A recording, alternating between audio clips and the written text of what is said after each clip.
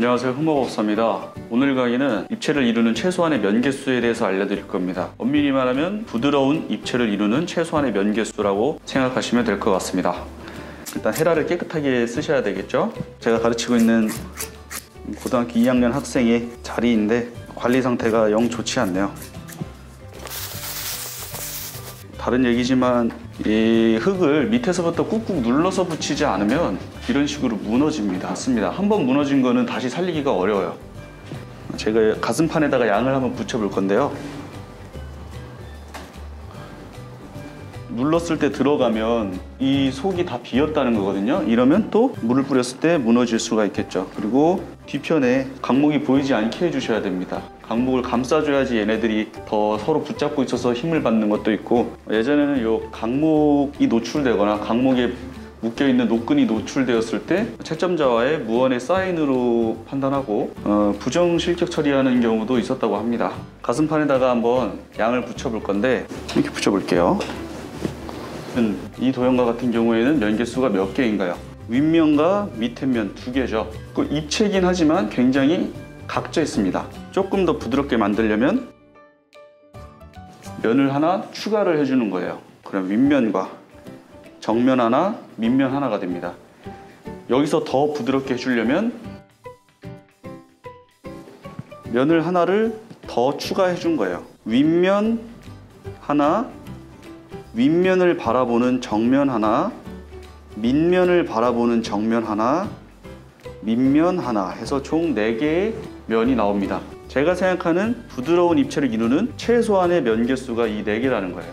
그럼 이걸 도대체 두상작품에 어떻게 접목시키는지를 알려드리겠습니다. 쇄골부터 한번 보도록 하겠습니다. 단순화해서 면을 2개로 만든다면 가장 높은 곳에다가 선을 하나 그어줄 수가 있겠죠. 이 선을 기준으로 윗면과 아랫면을 나눠주면 면 2개가 될 겁니다. 실제로 이렇게 만들고 끝내는 학생들이 굉장히 많아요. 뾰족하게.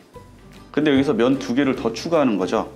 가장 높은 선을 기준으로 밑선과 윗선 사이에 스케치를 하나씩 더 해주는 겁니다. 그러면 윗면 하나, 면도 바꿔줘야 돼요. 그리고 윗면을 바라보는 정면 하나, 밑면을 바라보는 정면 하나, 밑면 하나.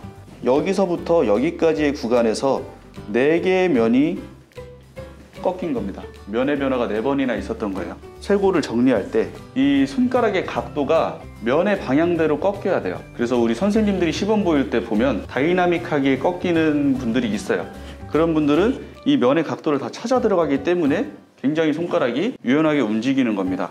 맨 윗부분은 윗면이기 때문에 손톱이 윗면을 바라보겠죠. 그리고 그 다음 면, 다음 면, 다음 면. 여기서부터 여기까지의 이 2cm 남짓한 짧은 공간에서 엄지손가락이 손톱 윗면에서부터 밑면까지 180도를 돌아버린 거죠. 그러면 내가 쇄골을 만들 때마다 이 가장 높은 선을 그리고 그 위에다가 아래다가 선을 하나씩 그려가지고 이게 면 하나하나 손가락을 꺾어가면서 정리를 해야 되는 건가요? 그러면 좋겠지만 사실 그러긴 어렵기 때문에 저는 윗면을 먼저 체크를 해줍니다. 제가 모델링하는 영상들을 다시 한번 보면 윗면을 항상 먼저 체크를 해줄 거예요. 찍어주는 거죠. 그리고 밑면을 잡아줍니다. 혹은 밑면을 쳐 올려줘요. 그리고 사이에 있는 2개의 면은 엄지손가락을 굴려주는 거예요. 요 조그만한 덩어리 안에서도 최소한의 면 개수를 넣어준 거죠. 흉쇄양근 한번 볼까요? 흉쇄양근은 귀 뒤에 있는 유양눌리기에서 나와가지고 턱선을 스치면서 쇄골의 앞에 도달하는 이렇게 생긴 덩어리죠. 이 덩어리에서도 가장 높은 선을 스케치해 줄 수 있겠네요. 쇄골 같은 경우에는 가로 방향으로 누워 있었지만 흉쇄양근은 반대로 세로 방향으로 서 있죠. 그렇기 때문에 얘는 윗면이 여기가 되겠네요. 이쪽이 윗면이고 그 다음에 다음 면, 다음 면, 다음 면. 하나, 둘, 3개, 4개의 꺾임이 여기에 들어간다는 거예요. 그럼 얘도 모든 구간을 다 돌리면서 내려가 줄 수는 없겠죠. 그러면 힘들겠죠. 그렇기 때문에 이 부분의 면을 애초에 이렇게 잡아주는 거예요. 이거는 제가 목가스판 만들 때 영상을 보시면 역시나 제 손동작이 이렇게 와요. 여기선 손톱이 여길 봐요. 여기서는 여길 보겠죠. 이게 면의 방향을 생각해서 그런 거예요. 이 면이 그대로 이쪽까지 오는 겁니다. 그 다음 여길 잡아주겠죠. 흉쇄양근의 뒤편의 면은 이쪽과는 반대로 이렇게 되겠죠. 그 사이는 양을 굴려주는 겁니다. 굴리는 과정에서 양이 부족하다면 채워야죠. 가장 높은 곳에 채워주고 굴려주면 돼요. 그래서 어떠한 덩어리가 있으면 그 덩어리에서의 가장 높은 선을 긋고 양옆에 꺾이는 선을 하나씩 더 추가해서 걔네들을 굴려만 줘도 전체적으로 봤을 때 작품 자체의 이런 굴러감이 굉장히 좋아집니다. 자, 우리가 또 얼굴에서 덩어리로 볼 수 있는 게 뭐가 있을까요? 알륜근에서부터 광대뼈를 하나의 덩어리로 묶어주는 경우가 많아요. 그죠? 코 옆에서 팔자주름이 나오는 곳까지의 이 덩어리 또 잡아주고요. 윗구륜근도 덩어리로 볼 수 있겠죠? 이렇게 잡아줄 수 있고, 아랫구륜근도 잡아줄 수 있겠네요. 여기서도 가장 높은 곳을 체크해주고, 그 다음 면을 하나씩 추가해주면 하나, 둘, 세 개, 네 개의 꺾임이 나올 수도 있다는 거죠. 전부 다 이런 개념을 넣으면 또 진행이 안 되는데 그냥 의식만 하고 있으라는 거예요. 자, 여기서도 가장 높은 곳이 스케치가 되면 걔를 기준으로 스케치를 하나씩 더 넣어주는 거죠. 얘는 뭐가 되나? 윗면이 돼야 되죠. 윗면으로 찍어줘요. 그래서 이 부분을 오목하게 만들어라고 알려주는 선생님도 있어요. 어떻게 보면 오목한 게 맞긴 한데 윗면을 바라본다가 더 맞는 편이라고 생각을 합니다. 이 부분이 굉장히 위험한 부분 중에 하나거든요. 오목한 부분이다 라고만 알려주면, 제가 라인에 대한 설명을 한 영상이 있거든요.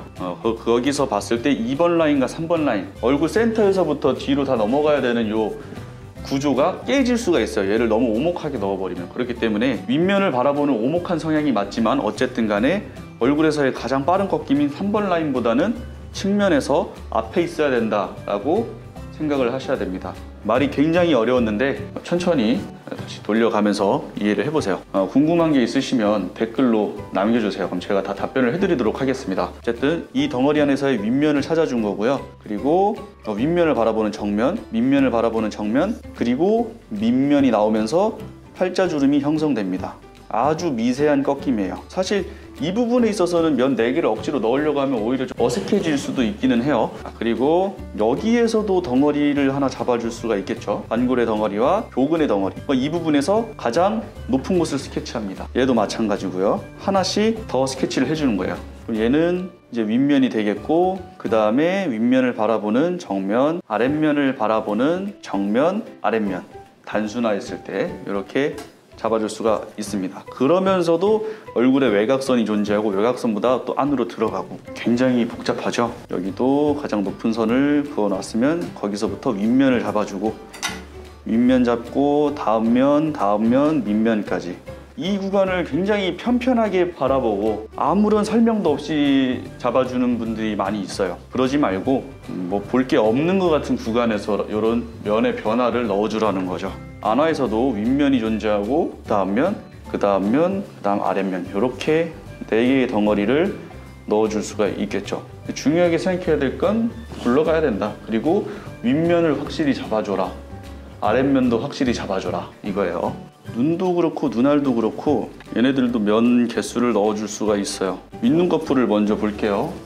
자, 윗눈꺼풀에서 가장 높은 곳, 양옆에 하나씩 잡아주면 이것도 면 4개의 개념을 넣을 수가 있겠죠. 하나, 둘, 세 개, 4개. 아랫눈꺼풀에서도 가장 들어 내려온 부분과 양옆에 하나씩 잡아주면 안구의 꺾임에 맞게 아랫눈꺼풀도 하나, 둘, 셋, 4번 꺾이게 해줄 수 있습니다. 코는 가능할까요? 코에서 중심선을 긋고 양옆에, 주로 콧대가 됩니다. 콧대. 양옆에 선 하나 긋고 코의 바닥면 선 긋고, 이것도 면 4개의 개념을 넣을 수가 있겠네요. 하나, 둘, 3개, 4개. 중요한 건 중심선을 기준으로 이 콧대 부분, 얘네들은 조금이라도 면이 뒤로 넘어가 있다는 거죠. 그렇기 때문에 정리를 할 때 양손을 이용해서 센터에서부터 뒤로 굴려주는 동작을 많이 사용합니다. 얘도 하나의 면으로 빤빤하게 하면 안 됩니다. 웬만한 건 정말 이걸 다 넣을 수가 있어요. 면의 개수를. 입술도 가장 높은 곳, 아랫입술만 바라봤을 때 가장 높은 곳 찍어주고 예민하게 위아래로 나눠주면, 카메라에 안 잡힐 수도 있습니다. 위아래로 나눠주면 정말 좁은 면적의 윗면이 나오고요. 그 다음 면, 그 다음 면, 그 다음 면이 되겠죠. 그래서 입술을 정리할 때 헤라를 이용을 하는데 요 4개의 면을 넣어야 되기 때문에 헤라가 처음에 살짝의 밑면을 바라보고, 정면으로 봐도 돼요. 그 다음 각도, 그 다음 각도, 그 다음 각도, 요 짧은 구간 안에서 회전을 다이나믹하게 하는 겁니다. 특히나 윗입술과 아랫입술이 맞닿는 부분은 애초에 면이 아예 윗방향성을 바라보고 굉장히 짧은 윗방향성을 바라보기 때문에 정리하는 데 있어서 헤라를 거의 수직으로 꽂아서 정리를 해야 돼요. 윗입술도 수직으로 꽂아서 아랫면을 먼저 만드는 거죠. 윗입술 같은 경우엔. 그리고 볼륨을 굴려주면서 잡아주는 거예요. 이 입술 같은 경우에는 지금 면이 단순한 거예요.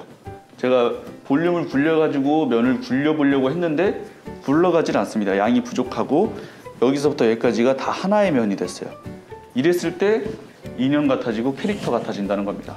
어떤 조수학원 인스타 같은 데 올라온 거 보면 막 스케치 엄청 많이 돼 있는 거 있잖아요. 그만큼 면의 개수가 많다는 거겠죠. 그래서 그걸 무작정 선 하나하나 따라 하려고 하면 너무 어려워요. 덩어리를 잡아주고 그 덩어리 안에서 면의 개수를 계속 쪼개 들어가는 식으로 스케치를 해나가는 겁니다.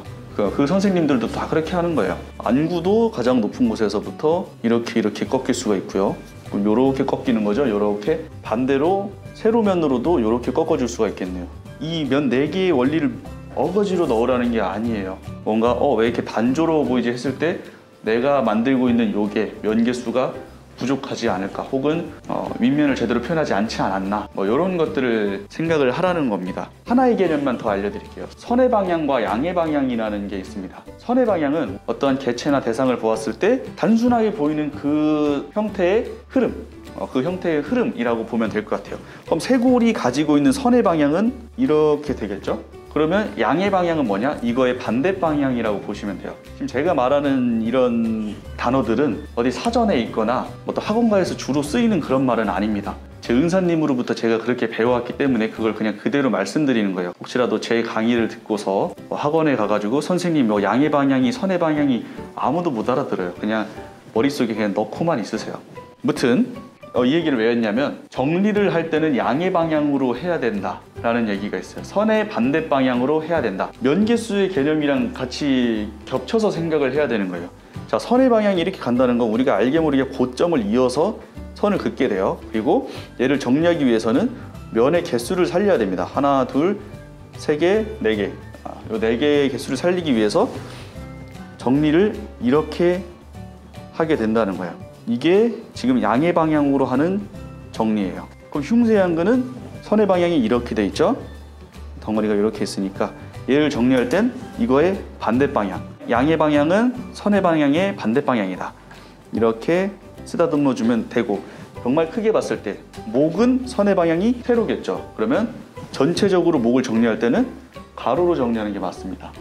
선생님들이 정리할 때 이런 식으로 정리를 많이 하실 거예요. 그분들이 선의 방향, 양의 방향 이런 원리를 생각하면서 하시진 않겠지만 본능적으로 혹은 경험적으로 얘를 정리할 때 가장 효과적인 방법이, 가장 효과적인 손 동작이 이렇게 정리해야 되는 걸 알기 때문에 이렇게 하시는 거예요. 선생님들 중에서 이렇게 정리하시는 분이 없을 거예요, 아마. 우리 학생들은 이렇게 정리하는 애들 제가 많이 봤는데 선생님들은 대부분 다 이렇게 정리하실 거예요. 그래야지만 뭔가 면의 개수가 더 풍부해지거든요. 그래서 여러분들이 뭔가 형태를 정리할 때도 애써 열심히 찾아놓은 이런 덩어리들을 정리를 하면서 없애는 친구들이 있어요. 손의 면이 단순해서 그렇습니다. 예를 들어서 여기서부터 여기까지의 구간을 누군가는 이렇게 정리할 거예요. 지금 손톱을 보세요. 손톱의 방향을 보면 다 똑같은 방향으로 가고 있죠.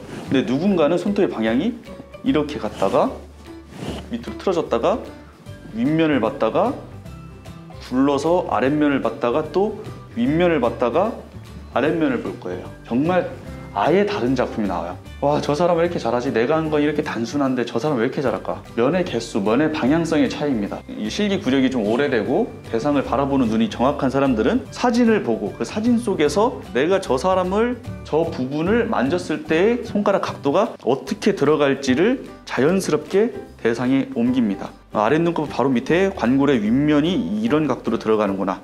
그리고 눈꺼풀과 안화가 맞닿는 곳에서는 엄지손가락의 각도가 이렇게 틀어지네.